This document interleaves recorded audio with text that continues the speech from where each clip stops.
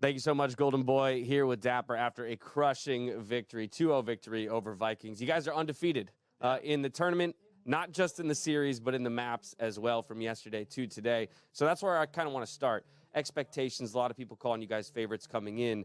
But did you expect to be this dominant in a sense?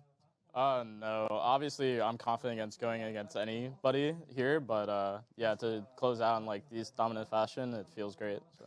Well, looking at today's series in particular, it was, again, more dominant than yesterday's. And specifically, beyond the first half of the first map, it seemed like you were pretty much just running away with it. So let's tackle it one by one. First off, Icebox. It was a 7-5 defensive half for you guys.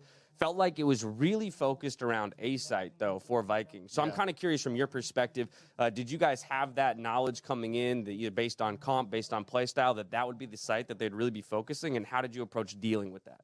Yeah, so our whole game plan was like getting the B control and then knowing like what Sova utility. We kind of just based around like the enemy Sova. If he used like a dart or a drone, depending on where, we kind of knew they'd like try to 5-man tackle a site. So we had really good reads on that.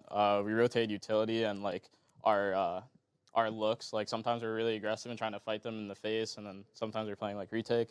So, yeah, we had really good reads on them, and they didn't really switch up that much from what we saw. Yeah, it seemed kind of like a singular play style by them, but you guys had multiple looks in order to respond to it. That brings us to the offensive half for you. And, again, it seemed to kind of explode open. But, again, one thing I noticed was the creativity you guys had in being able to attack both sites. And so, again, why was your comp necessarily able to do that, whereas it felt theirs was a little more pigeonholed into A?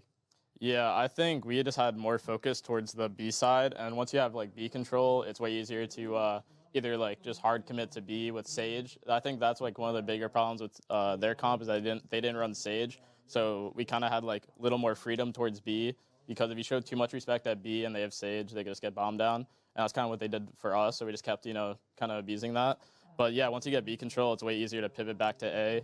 And it's really hard to reclear B, but not, I think you just hit A. From there, we go to Haven. Haven was, again, it just seemed to the momentum seemed to grow. We had the pistol round, first 2 rounds, rather. Sick picked up 6 kills, has his ultimate in round 3. Talk to me about the way that can kind of warp the pace of the game when one player's picking up that many frags and has certain utility and ultimates available so much sooner into the game. Yeah. Having Phoenix Ult is just like the most momentum you could ever have going into a half, because it's almost like, it's not a guaranteed round, but it's guaranteed info and maybe even a kill, though how good Hunter is, so sick. So yeah, he got ult at our first gun round, and we just rushed, took A control, and yeah, we just kind of made them just play scared pretty much the whole half. It just sets the whole tone from the half when you get that. Yeah, it was 10-2. From there, we go into the second half. We got a little bit of the Sentinel special with some aggression. Having some fun and try. Yeah, right. Letting it loose. We expected. That's all right. Putting on a show for people. It ends 13-6. Again, I don't think anybody was ever in fear, that the map was going to slip away from you. And so from here, I just kind of want to talk about going forward. We don't necessarily know who your opponent's going to be, but again, there's so much focus on the fact that we could even sit and watch a double NA run the top bracket. You guys are going to have to draw blood against version 1 at some point in the upper bracket. So just generally, how you feeling about the performance of not only yourself, but the region as a whole? Yeah, I mean, obviously, I'm super proud. We're doing great.